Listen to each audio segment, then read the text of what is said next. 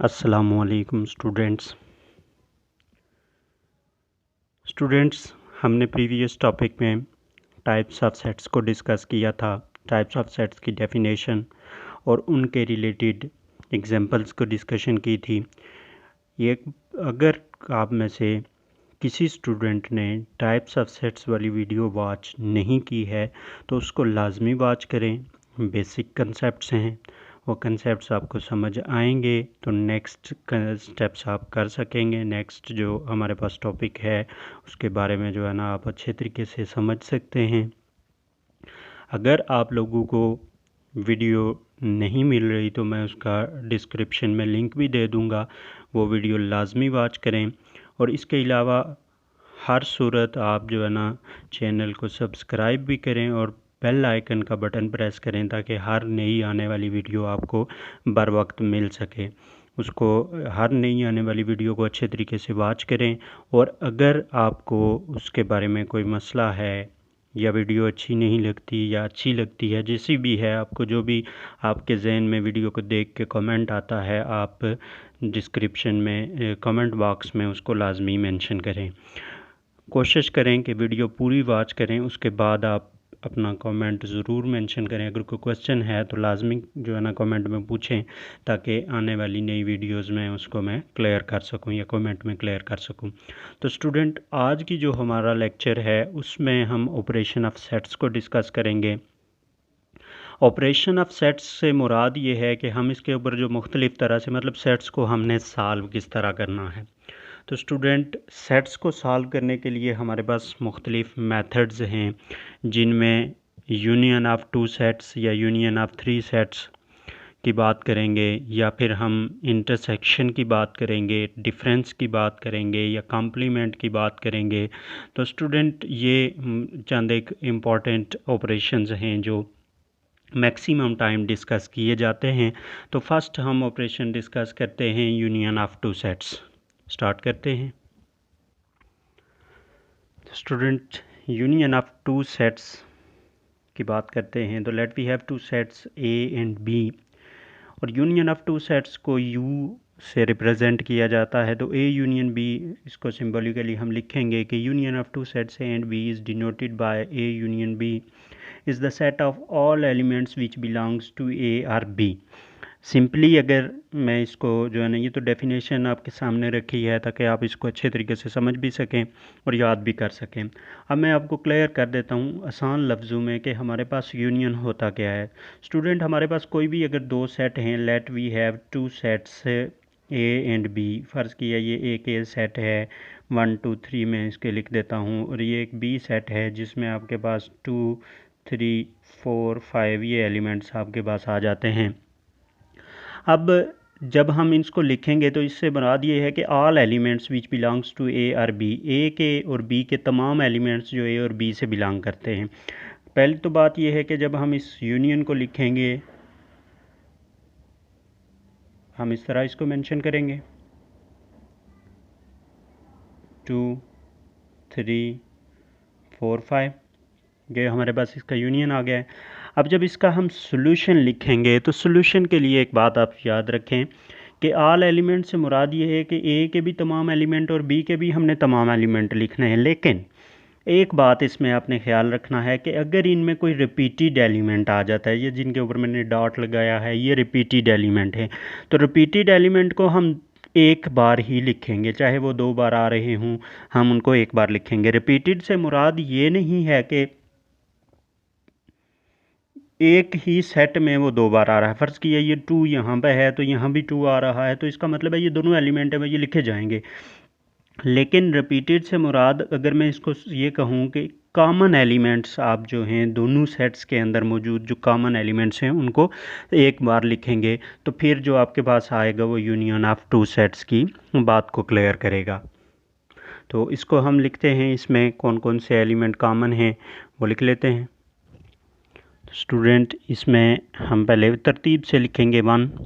ये देखिए 2 3 और 2 3 दोनों में मौजूद है, लेकिन इसको मैं एक ही बार लिखूंगा। 2 3 एक बार लिख दिया, उसके आगे 4 और 5 लिखेंगे। अब यहाँ पे देखेंगे ऑल एलिमेंट्स ऑफ ए और बी, ए और बी दोनों के एलिमेंट्स आपके पास यहाँ पे आगे हैं। तो स्टूडेंट इस तरह हमने union of two sets find करना है। मैं फिर से एक बार एक्सप्लेन कर देता हूँ कि दो सेट्स के अंदर मौजूद जो तमाम एलिमेंट्स हैं उनको हम लिखेंगे एक ही सेट के अंदर, और जो उनमें कॉमन एलिमेंट होंगे उनको सिंगल टाइम लिखा जाएगा। तो जो हमारे पास न्यू सेट बनेगा वो उन दोनों सेट्स का यूनियन होगा। अब हम नेक्स्ट की बात करते हैं। नेक्स्ट हमारे पास फंक्शन है, जो ऑपरेशन है, intersection of two sets. Student अगर हमारे पास let we have two sets A and B, then intersection of these two sets is denoted by this.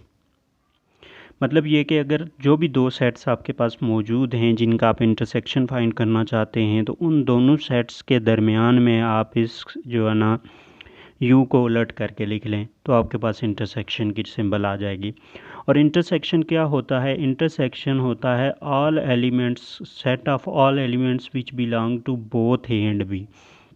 ऐसा सेट जो ए और बी दोनों एलिमेंट से, दोनों सेट से बिलोंग करता हो। फॉर एग्ज़ाम्पल लेट, यहाँ पे ए और बी का मैंने नाम दिया है तो इधर मैं ए और बी ही ले लेता हूँ। ए है हमारे पास 2 4 6 8 10 और बी है हमारे पास 1 2 3 4 5 6। अब हम इनका इंटरसेक्शन जब लिखेंगे तो इस तरह आप लिखेंगे, यहाँ पे एक ये सेट लिखें, जो पहले सेट यहाँ लिखा हुआ है वो यहाँ पे लिखेंगे 2 4 6 8 10, बीच में इंटरसेक्शन की सिंबल डालें। यहाँ पे बी सेट है तो यहाँ पे बी सेट के एलिमेंट लिखेंगे, और लास्ट पे आपने इनमें देखना है अकॉर्डिंग टू डेफिनेशन जो इनमें ए और बी दोनों से बिलोंग करते हो। मतलब ये कि ए और बी दोनों से बिलोंग करने से मुराद ये है कि इनमें जो कॉमन एलिमेंट्स हैं वो आपने आंसर में लिखने हैं। अब यहाँ पे हम इसका इंटरसेक्शन फाइंड करते हैं। तो इंटरसेक्शन में जैसे मैंने अभी बात की है कि जो कॉमन एलिमेंट्स हैं वो हमने लिखने हैं। तो देखें 2 यहाँ पर मौजूद है और इधर भी मौजूद है, तो ये 2 वाला एलिमेंट हम लिख लेते हैं। 4 इस सेट में भी मौजूद है और इस सेट में भी मौजूद है, हम लिख लेते हैं।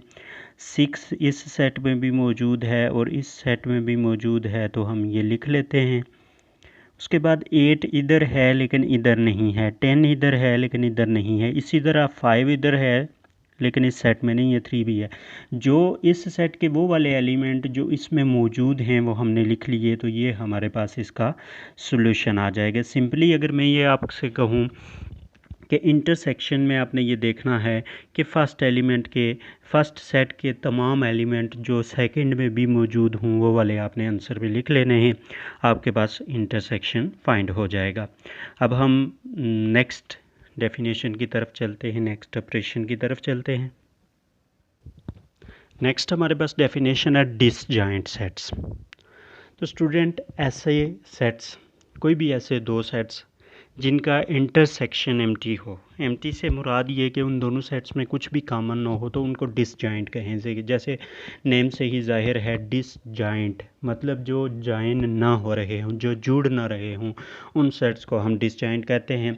तो ऐसे sets, the intersection of two sets A and B is empty, then A and B are called disjoint sets. A और बी को हम डिसजॉइंट कहेंगे। फॉर एग्जांपल मैं यहाँ पर लेता हूँ, ये एक हमारे पास सेट है 1 2 3 और बी हमारे पास सेट है 6 7 8। अब अगर हम इनका इंटरसेक्शन फाइंड करते हैं तो इंटरसेक्शन में आप देख सकते हैं कि 1 2 3 हमने लिखा, इंटरसेक्शन 6 7 8 लिखा। तो अब अगर आप इनका इंटरसेक्शन फाइंड करके चेक करेंगे तो देखें 1 इधर मौजूद है लेकिन इधर नहीं है, 2 इधर मौजूद है लेकिन इधर नहीं है, इसी तरह 3 इधर मौजूद है लेकिन इधर नहीं है। तो इनका इंटरसेक्शन आपके पास एम्प्टी आ जाएगा, खाली सेट आ जाएगा। तो इन दोनों सेट्स को हम डिसजॉइंट कहेंगे। अगर मैं इनको फिगर जो है ना वन डायग्राम के ज़रिए यहाँ पर ज़ाहिर करने की कोशिश करूँ तो देखें यहाँ पर ये ए सेट है और यहाँ पर आपके पास ये बी सेट होगा। तो इनको हम डिसजॉइंट से मुराद ये दोनों अलग अलग एलिमेंट्स के हैं, ये इसके एलिमेंट हैं और ये बी के एलिमेंट हैं। मैंने इनको इस तरह के बार्स में और इस तरह के बार्स में इनको मैंने शो कर दिया है, या कलर कर देते हैं हम। इसको हम रेड ले लेते हैं, इसको हम ग्रीन ले लेते हैं, तो इस तरह आपके पास ये आ जाएंगे डिसजॉइंट सेट्स आ जाएंगे। तो इनमें कोई भी एलिमेंट कॉमन नहीं होगा, तो इसको आप इस तरह अलग अलग रिप्रेजेंट करेंगे। सिंपली डिसजॉइंट से मुराद, अगर आपको डिसजॉइंट के बारे में पूछा जाता है, एमसीक्यू में अक्सर पूछा जाता है कि कौन से एलिमेंट्स डिसजॉइंट होते हैं, तो ऐसे एलिमेंट्स जिनका इंटरसेक्शन एम्प्टी हो उनको हम डिसजॉइंट कहते हैं। अब हम नेक्स्ट डेफिनेशन की बात करते हैं। नेक्स्ट हमारे पास डेफिनेशन है ओवरलैपिंग सेट्स। ओवरलैपिंग से मुराद ये कि ऐसे सेट्स जिनमें कुछ ना कुछ कॉमन एलिमेंट हो, मतलब ये कि जो जॉइन कर रहे हों एक दूसरे को, उनको ओवरलैपिंग कहते हैं। ओवरलैप से मुराद यही होती है कि जो एक दूसरे में मिक्स हो रहे हों। If the intersection of two sets A and B is non empty then these sets are called overlapping. कि अगर उनका इंटरसेक्शन नॉन एम्प्टी हो, लेट जैसे प्रीवियस मैंने एक एग्जांपल ली थी, उसी तरह की एक एग्जांपल मैं यहाँ पे ले लेता हूँ, शॉर्ट सी थोड़ी सी एग्जांपल ले लेता हूँ। बी आपके पास है जी 2 3 4। अब देखें कि अगर इनका आप इंटरसेक्शन लेते हैं, तो हमने यहाँ बात की है ना कि नॉन एम्प्टी होना चाहिए। तो इंटरसेक्शन आप देखेंगे 1 2 3 इंटरसेक्शन 2 3 4, तो इनका इंटरसेक्शन इनमें 2 कॉमन आ रहा है। तो 2 कॉमन है, नॉन एम्प्टी है, एम्प्टी तो नहीं है ना। एम्प्टी तब होता कि जब कोई भी एलिमेंट इसमें मौजूद कॉमन ना होता। तो नॉन एम्प्टी है, तो इससे मुराद ये है कि ये दोनों सेट्स ओवरलैप कर रहे हैं। और जब सेट्स ओवरलैप कर रहे हों तो उनको वेन डायग्राम में अब ऐसे शो करते हैं, एक दूसरे में मिक्स हुए होते हैं। अब इस मिक्स होने से मुराद ये है कि ये ए सेट है आपके पास, ये बी है, इसके ये जो एलिमेंट मौजूद हैं ये बी से डिफरेंट हैं, और ये जो बी के एलिमेंट मौजूद हैं ये ए से डिफरेंट हैं। अगर मैं इसको थोड़ा सा जो है ना कलर करके आपके सामने रखूं, तो ये जो आपके पास ये मैं कलर कर रहा हूँ, ये आपके पास जो ब्लू में आ रहे हैं, ये आपके पास ए के वो वाले एलिमेंट हैं जो बी में मौजूद नहीं हैं। इसी तरह अगर मैं जो है ना यहाँ पे बात करता हूँ, तो ये जो बी के मैं एलिमेंट ले रहा हूँ, जो ग्रीन में मैं यहाँ पे इनको जो है ना लाइनिंग कर रहा हूँ, आप इसको फुल कलर भी कर सकते हैं। तो ये जो ग्रीन में आपके पास आ रहे हैं, इनको हम कह सकते हैं कि ये बी के वो वाले एलिमेंट हैं जो ए में मौजूद नहीं हैं। अब स्टूडेंट अगर हम बात करें, तो ये जो बीच में पोर्शन बच रहा है इन दोनों का, जिसको मैं यहाँ पे थोड़ा सा अलग सा कलर दे देता हूँ, ये येलो कलर मैंने इसको दे दिया है, आप कोई भी कलर इसको दे सकते हैं। तो ये जो आपके पास कलर है, कलरिंग पोर्शन है, ये इन दोनों सेट्स के अंदर मौजूद कॉमन एलिमेंट्स को शो करता है। तो इसका मतलब है कि ये दोनों सेट्स एक दूसरे को ओवरलैप कर रहे हैं, मिक्स हो रहे हैं। स्टूडेंट इस तरह हम इनको वेन डायग्राम के ज़रिए ज़ाहिर करेंगे। तो ये हमारे पास कुछ सेट्स हैं जिनमें हमने डिसजॉइंट सेट्स की बात की या ओवरलैपिंग की। तो ओवरलैपिंग में हमने ये बात की कि ऐसे सेट्स जो एक दूसरे के अंदर मिक्स हो रहे हों, मतलब उनके अंदर कुछ एलिमेंट्स कॉमन आ रहे हों, तो उनको ओवरलैपिंग सेट्स का नाम देते हैं। अब नेक्स्ट डेफिनेशन की बात करते हैं। स्टूडेंट नेक्स्ट हमारे पास डेफिनेशन है complement of a set. If you is a universal set then u minus a or u slash a is called complement of a denoted by ac। ac से मुराद ये कि जिस सेट का हम complement ले रहे हैं उसके ऊपर आप c लिख लें या प्राइम लिख लें, इस तरह की डैश डाल लें। अब कंप्लीमेंट होता क्या है? एक हमारे पास एक यूनिवर्सल सेट है, उसमें से अगर हम किसी सेट का कंप्लीमेंट फाइंड करना चाहते हैं तो उस यूनिवर्सल में से उस सेट को माइनस कर दें, तो जो बाकी हमारे पास बचेगा वो उसका कंप्लीमेंट बच जाता है। मतलब ये कि यूनिवर्सल से मुराद ये कि एक कोई बड़ा सेट है जिसके अंदर बाकी तमाम मौजूद सेट्स आ जाते हैं। तो मैं यहाँ पे एक लेट कर लेता हूँ, एक एग्जांपल ले लेता हूँ कि लेट यू हमारे पास है एक सेट जो 1 2 3 4 अप टू 10 तक जाता है। मतलब ये कि 1 से लेकर 10 तक सारे एलिमेंट इसमें मौजूद हैं। एक मैं सेट ले लेता हूँ ए, जिसमें हमारे पास 2 4 6 8 10 एलिमेंट्स मौजूद हैं, मतलब सारे इवन नंबर जो 1 से लेकर 10 तक हैं। और एक मैं सेट ले लेता हूँ बी, जिसमें सारे ऑड नंबर आ जाते हैं। अब हम कम्प्लीमेंट ए का फाइंड करना चाहते हैं, तो ए को हम इस तरह लिखेंगे ए सी, या इस तरह ए प्राइम लिख लें, जो बराबर होगा यू माइनस ए के। यही कंडीशन आपने, यही कंसेप्ट आपने यूज़ करना है कि किसी भी सेट का जब आप कम्प्लीमेंट फाइंड करेंगे तो आपने यू पहले लिखना है और माइनस उस सेट को लिख देना है। अब यहाँ पे यू हमने 1 2 3 4 अप टू 10 तक लिख दिया, और माइनस हमारे पास ए है 2 4 6 8 10। अब माइनस से मुराद ये है, ये अगली डेफिनेशन में बात आएगी भी, डिफरेंस भी आएगा, लेकिन माइनस से मुराद ये है कि ये ए वाले सारे एलिमेंट्स को ये सारे एलिमेंट इसमें से माइनस कर दो, माइनस से मुराद निकाल दो। तो 1 उसमें नहीं है, हम लिख लेते हैं, 2 उसमें है तो उसको निकाल देते हैं, 3 उसमें नहीं है तो इसको लिख लेते हैं, इसी तरह 5 7 और 9। ये वाले एलिमेंट्स आप देख सकते हैं इसमें मौजूद नहीं हैं, तो इन एलिमेंट्स सब इस सेट के सारे एलिमेंट्स हमने माइनस कर दिए और ये हमारे पास आ गया इसका कम्प्लीमेंट। तो स्टूडेंट इस तरह आपने कम्प्लीमेंट फाइंड करना है। कोई भी यूनिवर्सल सेट, जब भी आपको कम्प्लीमेंट फाइंड करने के लिए कहा जाएगा यूनिवर्सल सेट दिया हुआ होगा, और कोई भी यूनिवर्सल सेट तब तक आप जो है ना इसका कम्प्लीमेंट फाइंड नहीं कर सकते किसी भी सेट का, जब तक आपके पास यूनिवर्सल सेट मौजूद नहीं होगा।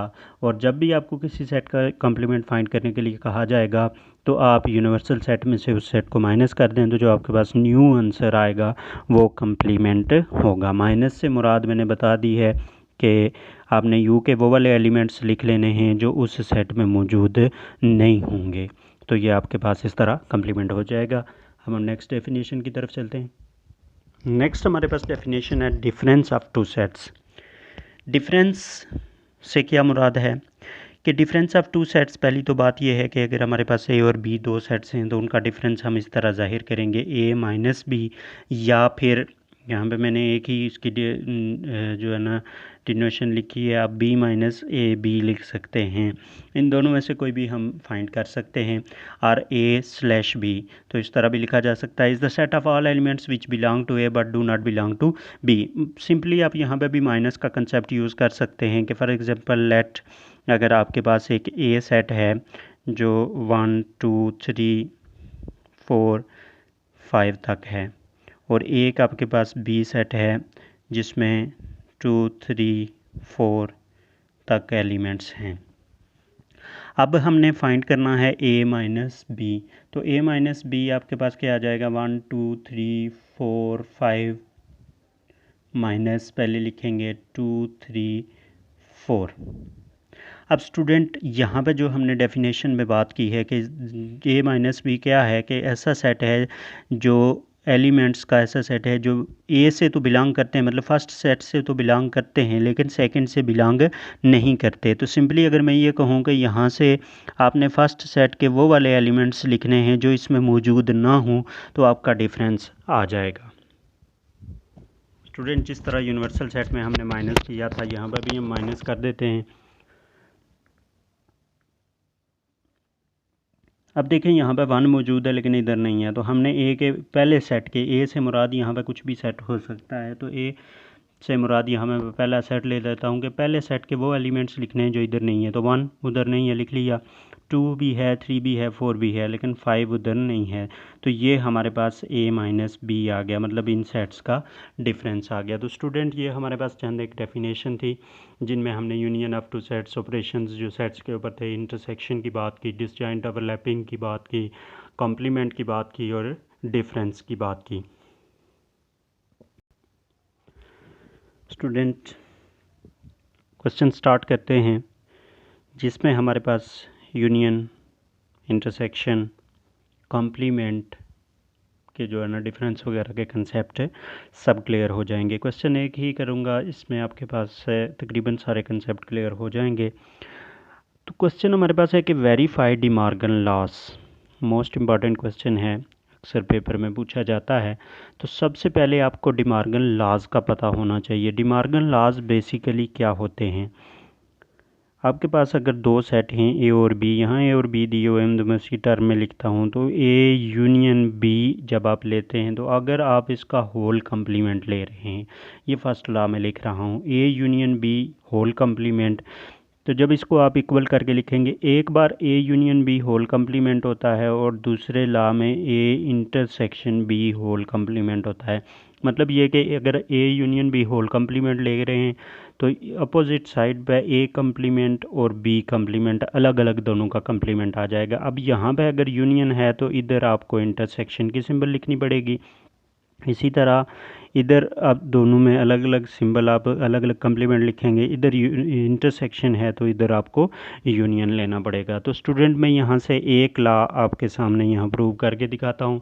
फर्स्ट लॉ में लेता हूँ A union B whole complement equal to A complement intersection B complement. तो इसकी हम लेते हैं लेफ़्ट हैंड साइड सबसे पहले। तो लेफ़्ट हैंड साइड हमारे पास है A union B whole complement, जो कि बराबर होती है, देखें कंप्लीमेंट की अभी हमने बात की थी कि अगर आपके पास कोई सिंगल सेट है, जैसे ए कंप्लीमेंट की हमने अभी बात की थी कि जो बराबर होता है यू माइनस ए के। तो अभी मैंने आपको ये भी बात बताई थी कि जब किसी भी सेट का जब आप कंप्लीमेंट फाइंड करेंगे तो यू में से उस सेट को माइनस कर देंगे। अब देखें इसका होल कंप्लीमेंट है तो इसका मतलब है यू में से हम ए यूनियन बी को माइनस करेंगे। तो ये ए यूनियन बी हमारे पास मौजूद नहीं है, तो सबसे पहले हम ए यूनियन बी फाइंड कर लेते हैं। ए यूनियन बी फाइंड करने के लिए आप ए के एलिमेंट्स लिखेंगे 2 4 6 8 अप टू 20, 1 3 5 अप टू 19। मतलब ये कि 20 तक ये तमाम इवन नंबर हैं और ये तमाम ऑड नंबर्स दिए गए हैं। अब जब हम यूनियन लेते हैं तो यूनियन में हम दोनों सेट्स के सारे एलिमेंट्स लिखते हैं, लेकिन जो कॉमन होते हैं उनको एक बार लिखते हैं। तो देखें इधर 2 है, इधर 1 है, तो तरतीब से लिखते हैं 1 2 3 4 5 6 अप टू सारे एलिमेंट्स मौजूद हैं। 1 इधर है, 2 इधर है, 3 इधर है, 4 5 6 7 8 अप टू 20 तक आपके पास सारे एलिमेंट्स आ जाएंगे। अब उसके बाद आपने ये वाली फॉर्म पूरी कंप्लीट फाइंड करनी है, जो बराबर है A union B whole complement equal to U minus A union B. तो यू आपके पास है 1 2 3 अप टू 20 माइनस ये भी आपके पास आ गया 1 2 3 अप टू 20। ये बीच में डॉट्स डालने से मुराद ये है कि थोड़ा सा शॉर्ट हो जाता है, तो इस डॉट से मुराद ये है कि सारे एलिमेंट्स मौजूद हैं। तो A union B whole complement आपके पास आ जाएगा। देखें यहाँ पे भी 1 है, यहाँ पे भी। तो माइनस से मुराद ये है कि हमने इस सेट के वो एलिमेंट लिखने हैं जो इधर मौजूद नहीं हैं। तो ये तो सारे मौजूद हैं, तो ये आपके पास एम्प्टी सेट, खाली सेट आ जाएगा। इसको आप इक्वेशन 1 का नाम दे दें। उसके बाद आप राइट हैंड साइड लें। राइट हैंड साइड आपके पास आ जाएगी ए कंप्लीमेंट इंटरसेक्शन बी कंप्लीमेंट। अब यहाँ पे ए कंप्लीमेंट भी नहीं है, बी भी नहीं है, तो हम अलग अलग पहले फाइंड करते हैं। ए कंप्लीमेंट आ जाएगा यू माइनस ए के बराबर। तो यू आपके पास है 1 2 3 अप टू 20 माइनस ए आपके पास है 2 4 6 अप टू 20। तो इनमें वो एलिमेंट ए कंप्लीमेंट, एक यहाँ पे इस सेट के वो एलिमेंट लिखने हैं जो इधर नहीं हैं। तो उधर 1 नहीं है, 3 नहीं है, 5 नहीं है, अप टू 19 तक, मतलब ऑड नंबर्स उधर नहीं हैं। अब हम बी कंप्लीमेंट फाइंड करते हैं। तो बी कंप्लीमेंट आ जाएगा यू माइनस बी। यू आपके पास है 1 2 3 अप टू 20 माइनस बी है 1 3 5 अप टू 19। तो बी कंप्लीमेंट आपके पास आ जाएगा इस सेट के वो एलिमेंट जो इधर नहीं है।